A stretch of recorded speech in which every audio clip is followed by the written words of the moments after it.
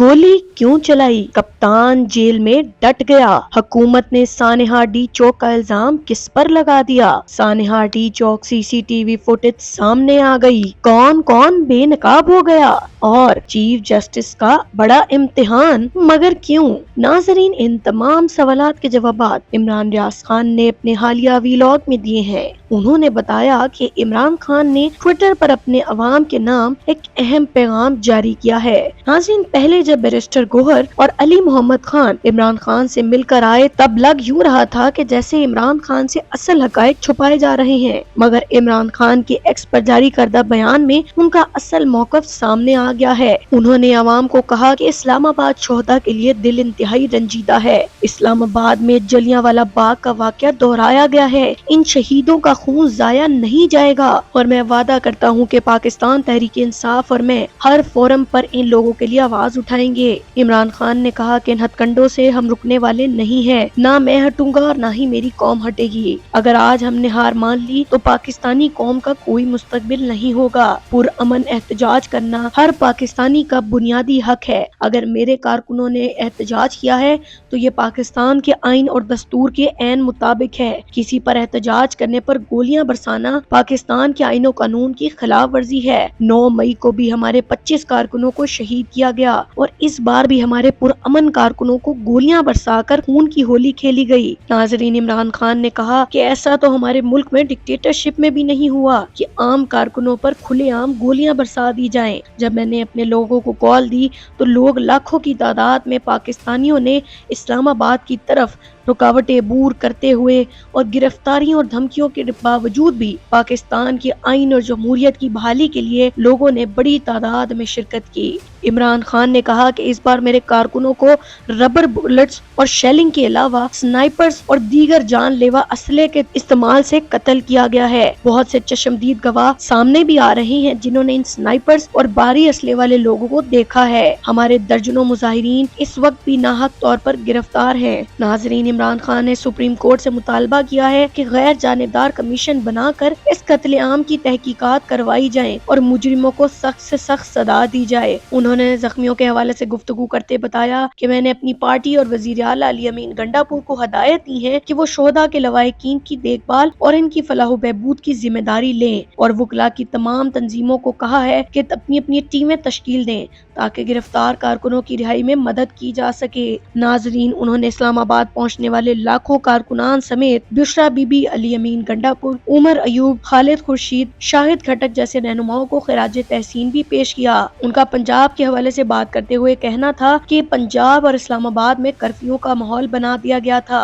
और पीटीआई के कारकुनान पर बदतरीन क्रैकडाउन किया गया है जिससे मुल्क को बहुत ज्यादा नुकसान हुआ है। कठपुतली हुकूमत ने पुलिस का इस्तेमाल करते हुए कारकुनों को फस्तायत का निशाना बनाया। आखिर में उन्होंने कारकुनों को कहा कि मुत्तहिद रहें और मुनज़्ज़म होकर इस माफिया के खिलाफ अपनी हकीकी आजादी की जंग को जारी रखें। नाजरीन, इमरान खान के इस पैगाम पर इमरान रियाज ने तजिया देते हुए कहा कि किसी की भूल थी कि शायद इमरान खान ये सब भूल कर अपने कारकुनों का खून माफ कर देगा और किसी डील का शिकार हो जाएगा, लेकिन ऐसा नहीं हुआ। इमरान खान ने पहला सवाल ही ये पूछा कि क्या पीटीआई सुप्रीम कोर्ट में सारे मामले को लेकर गई है या नहीं, क्योंकि पीटीआई के कारकुनान ये जानते हैं कि जिस इमरान खान को वो जानते हैं वो कभी भी अपने कारकुनों के नाहा खून बहने पर खामोशी इख्तियार नहीं करेगा। उन्होंने कहा कि इस हुकूमत को मुसीबत बनी हुई है कि आखिर वो कैसे इस सारे मामले से जान छुड़वाए, क्योंकि हुकूमत सिक्योरिटी अदारों पर और इदारे हुकूमत पर इस सारे मामले को डालने की कोशिश कर रहे हैं। गोलियां चला तो दी गई हैं,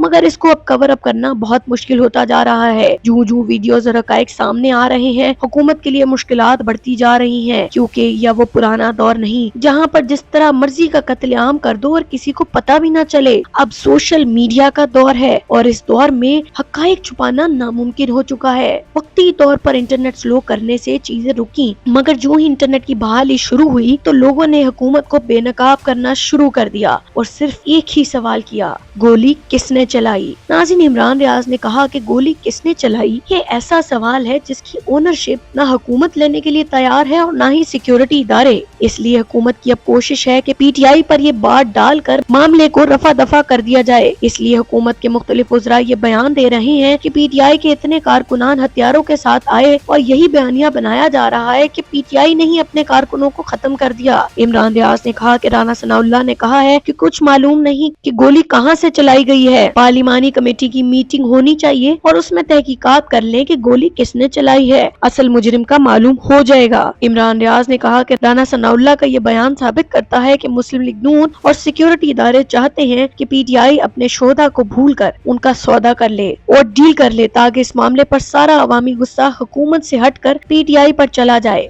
مگر کیا پی ٹی آئی سارے معاملے پر ڈیل کرے گی یا نہیں یہ تو آنے والے دنوں میں ہی پتہ چل سکے گا۔ مگر ناظرین، اس ساری صورتحال کو قابو میں لانے کے لیے حکومت سوشل میڈیا پر زیادہ فوکس کر رہی ہے اور ان کی بھرپور کوشش ہے کہ سوشل میڈیا اس وقت تک بند رکھا جائے جب تک یہ معاملہ ٹھنڈا نہ ہو جائے۔ ناظرین، عمران ریاض نے کہا کہ عمران خان کو اب بھی اصل صورتحال کا معلوم نہیں ہے کیونکہ بیرسٹر گوہر جب بھی عمران خان سے ملنے جاتے ہیں تو وہ ان کو صحیح معلومات نہیں دیتے ہیں۔ ایک طرف بانی چیئرمین عمران خان پر مزید مقدمات میں گرفتاری ڈال دی گئی ہے جبکہ چیئرمین بیرسٹر گوہر پر ایک بھی مقدمہ نہیں ہے۔ لوگ کہتے ہیں کہ یہ چیئرمین کا میسج باہر آ کر صحیح طرح نہیں پہنچاتے اور عمران خان کا اصل بیان چھپا لیتے ہیں۔ پی ٹی آئی کو چاہیے وہ اس چیز پر اپنے کارکنوں کو مطمئن کرے کہ آخر عمران خان کا بیان چیئرمین بیرسٹر گوہر صحیح طرح باہر کیوں نہیں لا رہے۔ ناظرین، اب تک کے لیے اتنا ہی، دیکھتے رہیے آئر کی نیوز۔ اللہ حافظ۔ گولی کیوں چلائی؟ کپتان جیل میں ڈٹ گیا، حکومت نے سانحہ ڈی چوک کا الزام کس پر لگا دیا؟ سانحہ ڈی چوک سی سی ٹی وی فوٹیج سامنے آ گئی، کون کون بے نقاب ہو گیا اور چیف جسٹس کا بڑا امتحان، مگر کیوں؟ ناظرین، ان تمام سوالات کے جوابات عمران ریاض خان نے اپنے حالیہ ویلاگ میں دیے ہیں۔ انہوں نے بتایا کہ عمران خان نے ٹویٹر پر اپنے عوام کے نام ایک اہم پیغام جاری کیا ہے۔ ناظرین، پہلے جب بیرسٹر گوہر اور علی محمد خان عمران خان سے مل کر آئے تب لگ یوں رہا تھا کہ جیسے عمران خان سے اصل حقائق چھپائے جا رہے ہیں، مگر عمران خان کے ایکس پر جاری کردہ بیان میں ان کا اصل موقف سامنے آ گیا ہے۔ انہوں نے عوام کو کہا کہ اسلام آباد شہداء کے لیے دل انتہائی رنجیدہ ہے، اسلام آباد میں جلیانوالہ باغ کا واقعہ دہرایا گیا ہے، ان شہیدوں کا خون ضائع نہیں جائے گا اور میں وعدہ کرتا ہوں کہ پاکستان تحریک انصاف اور میں ہر فورم پر ان لوگوں کے لیے آواز اٹھائیں گے۔ عمران خان نے کہا کہ ان ہتھ کنڈوں سے ہم رکنے والے نہیں ہیں، نہ میں ہٹوں گا اور نہ ہی میری قوم ہٹے گی۔ اگر آج ہم نے ہار مان لی تو پاکستانی قوم کا کوئی مستقبل نہیں ہوگا۔ پرامن احتجاج کرنا ہر پاکستانی کا بنیادی حق ہے۔ اگر میرے کارکنوں نے احتجاج کیا ہے